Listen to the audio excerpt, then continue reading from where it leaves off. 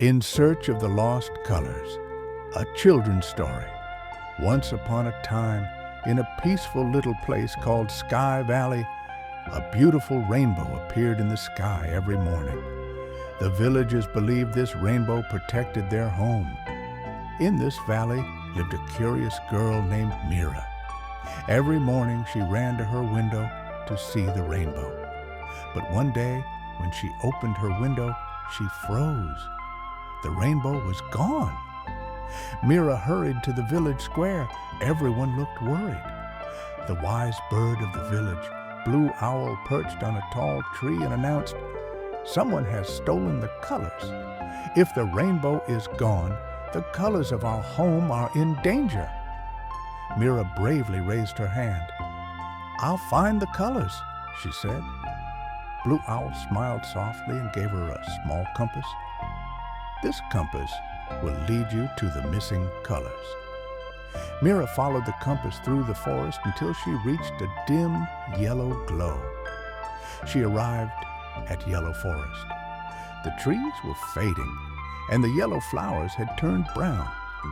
Suddenly, a tiny, shaky voice came from behind a rock. "Can you help me?" It was Lemon, a small squirrel. Even his fluffy tail had lost its color. "My color is disappearing," he said sadly. Mira lifted the compass again. It glowed and pointed to a small jar beside a bush. Inside the jar shimmered the yellow color. As Mira opened it, a warm yellow light spread through the forest. The flowers brightened, the trees regained life, and Lemon's tail sparkled again. Mira continued her journey. The compass now pointed toward a soft blue light. She reached the blue river, but the water had turned gray.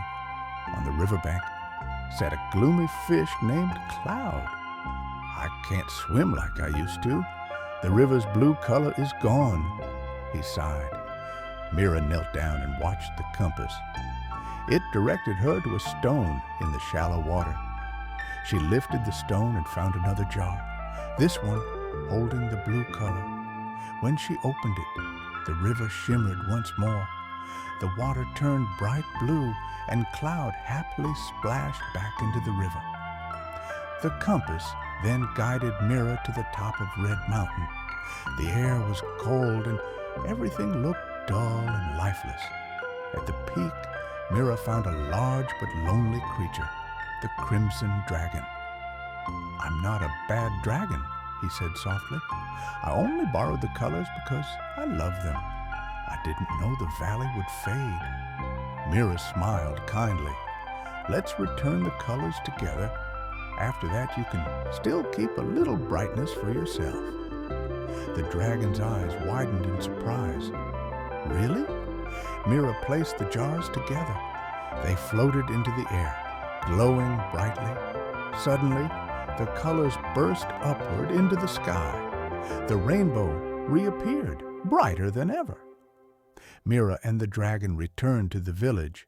The villagers were frightened at first, but Mira said, "Don't be afraid. He's our friend." And from that day on, the dragon became the guardian of the sky. Sky Valley regained its colors, and Mira became the hero of the village. Everyone learned that colors are not only beautiful, they also represent friendship and sharing. And so, the rainbow continued to shine proudly over the valley every morning.